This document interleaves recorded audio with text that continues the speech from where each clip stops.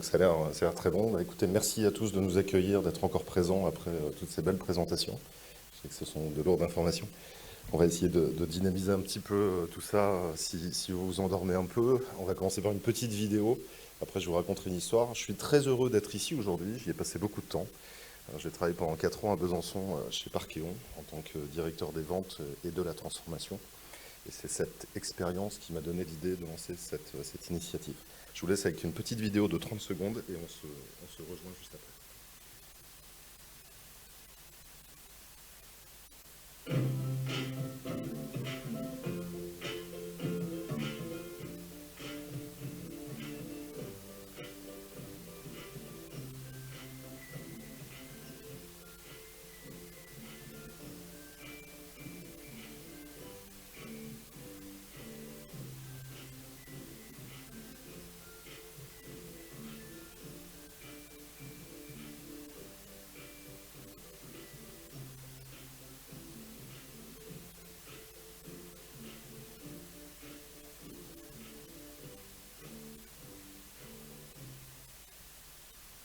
Voilà pour la petite vidéo. Pour ceux qui sont organismes de formation, vous vous dites certainement digitaliser, il y a plein de gens qui arrivent, ce sont tous des nouveaux concurrents sur la digitalisation. Pour ceux qui digitalisent, je pense qu'on est vraiment complémentaires. En fait, je vous parlais tout à l'heure de cette expérience chez Parkeon. J'ai mené une transformation digitale chez Parkeon. On est passé d'un constructeur de rodateurs en acier qui était mécanique et qui était électronique, avec un tout petit peu de développement informatique dessus, sur une société qui développe aujourd'hui des logiciels. Et ce n'est pas évident. Et quels que soient les messages qu'on passait à notre personnel, il était difficile à assimiler, parce qu'entre deux messages, il ne se passait rien. On rencontrait les gens une fois, 4 mois après, 4 mois après, et entre les deux, il y avait peu d'échanges et peu d'informations. Alors pourquoi est-ce qu'on a créé Tiny Coaching? La première chose, c'est qu'on a voulu que chaque collaborateur de toute entreprise ou de toute organisation ait le droit à un coach. C'est réservé au management, donnons-le à l'ensemble du personnel. La deuxième chose, c'est que ce coach il soit disponible quand la personne le veut, où elle le veut, et pas plus de quelques minutes par jour. On ne va pas faire de la formation de plusieurs heures tous les jours.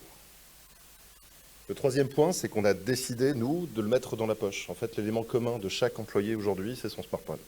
Tout le monde a un téléphone mobile, on sait plus ou moins s'en servir, on sait plus ou moins se protéger dessus, on reviendra à Pix tout à l'heure, mais tout le monde a ça, tout le monde a au moins un petit ordinateur dans sa poche. On a tout fait pour que ce formateur, en fait, il devienne l'ami formateur de la personne. Donc ce que je vais vous présenter là, c'est une application mobile, et dans quelques jours, dans quelques semaines, elle sera disponible sur l'ensemble des messageries instantanées, WhatsApp, Messenger, Slack, Teams, toutes celles que vous utilisez vous-même à titre personnel. On a voulu que l'ami le comprenne, discute avec lui et transfère ses connaissances. Alors ça veut dire quoi? Ça veut dire qu'on a intégré un petit peu d'intelligence artificielle dans tout cela. C'est-à-dire qu'au fur et à mesure que l'apprenant discute avec notre chatbot Tiny Coaching, avec Tiny, qui est son copain Tiny, en fait on apprend et on sélectionne les bons contenus à lui envoyer en fonction de son niveau exact, de ses connaissances. Le troisième élément, c'est qu'on lui rappelle régulièrement ce qu'il a appris.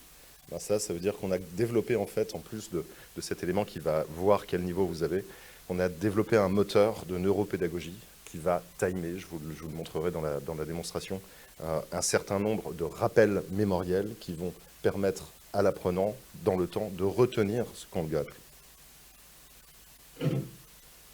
Alors comment ça se présente? En fait, c'est très simple. C'est surtout pas complexe en termes de graphisme. Donc vous voyez ici les petits yeux, sont Tiny qui discute, qui a engagé l'apprenant en lui disant que c'était bien qu'il revienne, par exemple, ou en lui donnant une petite anecdote. Et Tiny va lui proposer des contenus. Ici, on est sur un contenu qui est lié aux postures, au travail devant les ordinateurs. Et pour voir si l'apprenant a compris le contenu qu'on lui a donné, alors juste pour une petite information, chaque contenu a un maximum de 10 minutes. Nos contenus en moyenne sont de 5 minutes, avec une grande quantité de contenu à peu près à 4 minutes. Donc on va vérifier l'acquis, en fait, en posant une simple question après la lecture du contenu. Donc je vous le disais tout à l'heure, ça vous l'avez vu sur une application mobile tout de suite. En fait, imaginez une organisation qui utilise elle-même une messagerie instantanée ou dont les employés sont tous sur Messenger ou sur Workplace de Facebook ou sur Microsoft Teams, il y a beaucoup de Microsoft dans les entreprises. Ils ont tous une messagerie instantanée, mais en fait, ils n'auront plus qu'à inviter Tiny en tant qu'ami. Et Tiny, tous les jours, les contactera et leur dira « Oh, oh, coucou, j'ai quelque chose à te dire » et engagera une conversation avec la personne pendant quelques minutes. Alors la neuropédagogie, comment est-ce qu'on la pratique? Alors nous nous sommes assis, appuyés sur les recherches de Stanislas Dehaene, du Collège de France. La première règle qu'on applique, c'est l'attention. En fait, on le disait tout à l'heure, on l'a vu dans la remontée de Hooklab tout à l'heure, grosso modo, au-delà de 10 minutes, 15 minutes d'apprentissage de quelque chose de très nouveau, quand on parle du numérique par exemple, c'est quelque chose de très nouveau, on perd l'attention. Ben, nous, on a décidé de ne pas pousser plus de 3 contenus par jour. Au-delà de 3 contenus, personne n'est obligé de faire 3 contenus. On est dans une discussion avec un coach, avec un ami, sur une messagerie instantanée. On vous propose un contenu, vous l'avez fait, on vous en propose un deuxième, vous le refaites, un troisième, vous le refaites. Au bout de 3 contenus, on vous dit, c'est très bien, vous avez bien travaillé, on se revoit demain. Mais pas plus. Le deuxième élément, c'est de mettre la personne dans un parcours. Je vous en parlerai tout à l'heure, nous sommes un partenaire de Pix, on fait des parcours autour de Pix. Ce qui est important, c'est de partir au bon niveau de la personne, donc de mesurer sa compétence existante, et puis de programmer un parcours en fonction de son métier. À quoi cela sert-il d'apprendre à une secrétaire administrative à développer en Python sur informatique? Rien du tout, ça ne lui apportera rien dans son métier. Donc on va déjà lui faire un parcours qui ne concerne que les éléments nécessaires à son métier, et quand elle aura fini cela, elle pourra s'ouvrir à d'autres connaissances qui vont au-delà de son métier si elle le souhaite. Donc ça, c'est l'engagement actif. Le troisième élément, c'est le retour d'information. Le retour d'information, alors bien sûr, c'est d'indiquer aux gens où ils en sont dans leur parcours. Ça, nous, on a une page à l'intérieur de l'application qui montre exactement où en est la personne par rapport à ses objectifs professionnels. Mais nous, le retour, il est surtout fait de discussion. On vous parlait de discussion. Alors, ce qui est assez marrant, c'est que nos chargés d'édition, parce qu'il y a plein de personnes derrière qui rédigent les contenus et ce que dit le coach, hein, le coach n'est pas qu'informatique, ben, ils sont constitués de professeurs et de journalistes. Et pourquoi? Parce qu'un professeur connaît la pédagogie et les journalistes sont capables d'expliquer à n'importe qui quelque chose qu'ils ne connaissaient pas avant de l'étudier. Donc on a orienté ça. Et le retour de Tiny, quand il discute, il va avoir des intentions qui vont en plus progresser au fur et à mesure qu'il connaîtra l'apprenant, donc des intentions d'endurance. Si on s'aperçoit que la personne peine un peu et qu'elle a du mal à avancer dans son programme, des intentions de satisfaction, si jamais on voit qu'elle réussit bien ses tests, et si elle vient souvent, on va la féliciter. Si elle réussit mal ses tests, on va l'encourager. Et puis des intentions de prise de conscience, si on voit que la personne ne va pas souvent sur Tiny Coaching, on va essayer de lui expliquer par des langages, comme un ami qui nous parle en fait, qu'il faut progresser. Et le quatrième axe de la neuropédagogie, c'est la consolidation de l'apprentissage. Imaginez que Tiny vous apprenne à écrire avec un stylo, et vous dit, voilà, pour écrire sans fatiguer, il faut tenir son stylo avec 3 doigts. On aura une petite vidéo de 3 minutes qui vous l'explique, et qui vous montrera qu'avec 2 doigts, c'est plus fatigant, et qu'avec un doigt, ça ne tient pas. La question sera, combien de doigts faut-il pour écrire sans se fatiguer? 6 doigts, 3 doigts, 2 doigts. La réponse est 3 doigts. Très bien, c'était juste pour vous redynamiser un petit peu. Donc l'apprenant va répondre 3 doigts. Au détour d'une conversation, 3 semaines après, 1 semaine après, 2 semaines après, Tiny va lui dire « Alors, tu es moins fatigué depuis que tu apprends, depuis que tu écris avec 3 doigts ?» Au bout d'un mois, Tiny lui dira « J'ai oublié, on écrit mieux avec 3 doigts ou avec 2 doigts ?» Donc là, il y a une question-réponse. Et pendant 2-3 mois, comme ça, on va rappeler régulièrement sur les parcours les plus importants ces éléments-là. Ça n'est ni plus ni moins que ce que chaque formateur, professeur ou même parent fait tous les jours avec ses enfants. Alors, tout cela, c'est bien, mais quels sont les contenus qu'on a à l'intérieur? Donc, nous, on a démarré avec un partenariat avec Pix, dont je vais parler un petit peu plus tout à l'heure. Mais aujourd'hui, on dispose de parcours sur étagère, un parcours qu'on a construit avec Evolitude, qui est une société tenue par une coach qui a 10 ans d'expérience. Ce ne sont que des vidéos et qui va former sur le management, sur la gestion du stress, sur les modes collaboratifs. Là, on a à peu près 273 vidéos. Alors, ce qui est intéressant avec Tiny, en fait, c'est qu'il n'y a pas de pression. Quand on commence un programme Tiny, il est fini très souvent au bout de 9 mois, 10 mois. On a 3 contenus par jour et l'apprenant progresse petit à petit.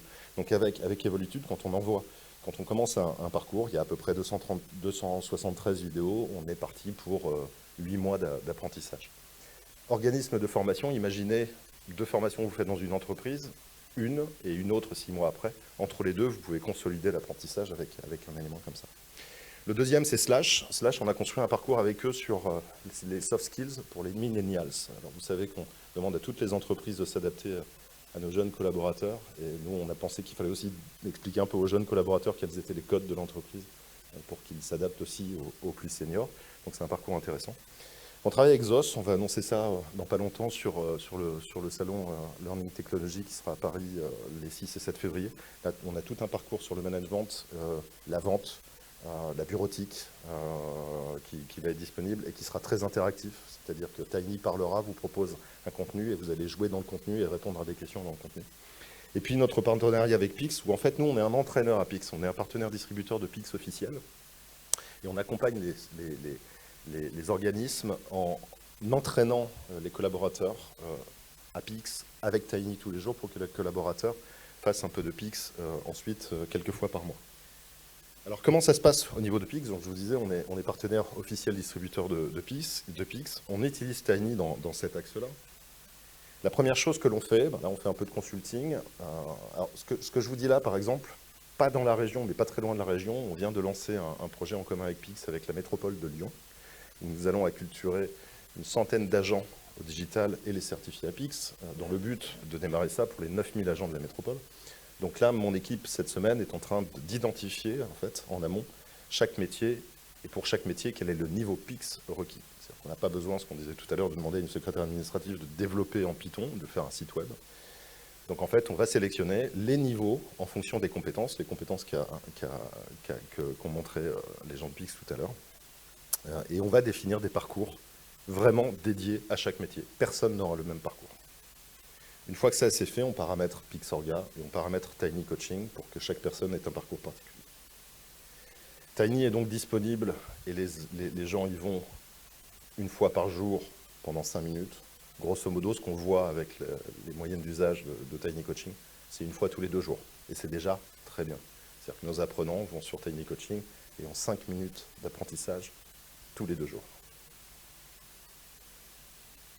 Côté Pix, l'organisation de Lyon, par exemple, mais tous nos autres clients, allouent 2 heures du temps de leurs salariés, de leurs agents, à Pix tous les mois. Donc, tous les mois, les gens sont devant Pix, comme vos jeunes en fait, mesurent leurs compétences, puis développent leurs compétences. Et cela, ça dure 7, 8, 9 mois. Ils font 2 heures de Pix tous les mois. Pendant ce temps, on fait du blended learning, donc d'où l'intérêt d'avoir du physique. On vient animer tous les 2 mois des sessions de coaching avec les participants au programme, par classe de 7 à 10 maximum, qui ne sont pas des cours. Il n'y a pas un ordinateur, il n'y a pas un slide. Ce sont des cours de motivation et de métacognition. On va créer une vraie émulation entre les participants qui ont le plus de difficultés et ceux qui ont le moins de difficultés pour qu'ils se relient. Et on va les animer et leur donner la prise de conscience sur le fait qu'ils doivent évoluer. C'est important pour vous et pour les organismes de formation qui sont là. Utiliser Tiny seul, on peut avoir une perte d'adhésion si on ne met pas en place ces éléments de coaching physique, d'où l'importance de la présence physique en formation. Et enfin, grâce à Pix, pas de surprise, à la fin du programme, au bout de 10 mois, tout le monde va passer des certifications. Alors j'entendais quelqu'un tout à l'heure qui disait qu'il y avait peu d'organismes de certification. Nous, on a, pour nos clients, nos propres clients, on a passé un accord avec La Poste, qui devient organisme de certification Pix, comme ils le font pour le code de la route. Et dans les villes où on déroule, donc actuellement on a des projets sur Beauvais, des projets en Normandie, on a des projets à Lyon et à Paris. Et donc c'est dans les bureaux de poste qu'on enverra nos apprenants se faire certifier. Je ne sais pas combien, je n'ai pas vérifié le temps. Quelques références, Vinci Énergie, qui est un client commun que l'on a avec Pix, et une filiale de Vinci Énergie a décidé d'utiliser Tiny Coaching. La Villa Numéris, qui est un think tank qui l'a donné à l'ensemble de ses adhérents. La métropole du Grand Lyon, je vous l'ai dit. Assurance et conseil, le groupe Verspiren, on est assez présent dans l'assurance. La Cœur-Côte-Fleury, c'était notre premier client qui était Deauville en fait. Les Centraliens, l'association des Centraliens qui propose Tiny Coaching à tous les Centraliens qui sont en reconversion à partir de 48 ans, qui ont peut-être un passé un peu différent au niveau du numérique. Et puis un projet intéressant que l'on a remporté avec Omnios qui est Est Ensemble. Donc on a gagné un 100% inclusion sur lequel on va dérouler Tiny Coaching dans l'axe Pix et dans l'axe soft skills millennials auprès d'une population très éloignée de l'emploi dans l'Est parisien. Voilà, et pour finir, avant les questions, je voudrais juste là, un peu rappeler le pourquoi du numérique. Alors vous avez vu qu'on a des parcours qui vont de la vente, du management, du soft skills, de la gestion du stress, mais on a aussi un parcours qui est dédié à Pix avec à peu près 1200 contenus qui viennent supporter, apprendre au quotidien, enfin donner des clés pour que les gens aillent plus vite dans Pix. La France en 2016 était 5e dans les rangs de l'OCDE en termes de transformation digitale, en 2016. Je n'ai pas les nouveaux chiffres, c'est pas mal, hein. C'est l'OCDE, c'est pas le monde, hein. Premier, c'est la Californie, c'est les États-Unis. Mais si vous enlevez la Californie, l'État de Washington et New York, on n'est pas trop premier. Juste devant nous, on a l'Angleterre, et après se trouve, enfin encore en premier, se trouvent des pays du nord de l'Europe. La bonne nouvelle, c'est que l'Espagne, enfin la bonne nouvelle, pour nous Français, c'est que l'Espagne, l'Italie, l'Allemagne, le Portugal sont derrière nous. Pourquoi? Parce que 12% de nos entreprises avaient commencé à former et à digitaliser, à former leurs collaborateurs et à digitaliser leur économie. Alors tout ça c'est bien, on voit Tiny, le petit personnage qui sourit. La mauvaise nouvelle, c'est que 39% de la population française est très éloignée du digital aujourd'hui. Il y a beaucoup de gens qui ont un smartphone. C'est un peu comme si les gens traversaient la route sans savoir qu'il y a des voitures qui peuvent les renverser. Donc on se fait hacker, on se fait ficher sur le web. Donc 39% de la population active est très éloignée. Et ça, l'Allemagne, il y en a 24. L'Espagne, il y en a 18. L'Italie, il y en a 23. Donc là, on est très en retard. Donc ça veut dire que si on veut avancer dans le numérique, il faut à tout prix qu'on se penche sur l'éducation numérique de nos salariés. Là, je ne parle même pas des populations jeunes. Et c'est pour ça qu'on lance Tiny. Et je vous lance une dernière petite vidéo avant qu'on puisse procéder à des questions.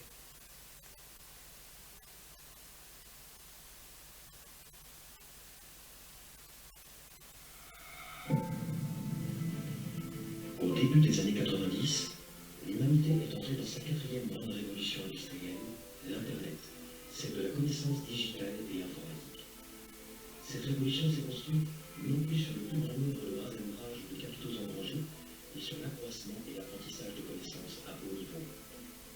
39%, c'est aujourd'hui la part de la population active ayant une culture digitale faible ou inexistante, n'ayant pas les clés pour se transformer et s'adapter à ce nouveau monde en perpétuelle évolution. Un moment critique pour toutes celles et ceux qui n'ont pas accès à ces connaissances. Nous devons trouver le moyen de les aider dans cette transition cruciale. C'est notre devoir, c'est notre mission. Toutes les organisations, quelles qu'elles soient, doivent s'impliquer dans cette éducation du futur, sous peine de bouleversements sociaux et économiques dévastateurs. Nous en sommes persuadés. Les nouvelles technologies, une fois adaptées aux besoins des utilisateurs, constitueront le lien qui permettra de connecter le plus grand nombre avec un savoir universel. C'est ce que propose Tiny Coaching. Une discussion interactive, constructive et bienveillante avec un coach qui aura pour mission d'accompagner, de guider et de relancer l'utilisateur, et la proposition de contenu simple, efficace et adapté aux compétences de chaque apprenant. Tiny Coaching, c'est le coach numérique au service du digital, un système qui s'adapte au niveau de son utilisateur, qui l'accompagne au quotidien pour mieux appréhender les défis de la transformation de notre société.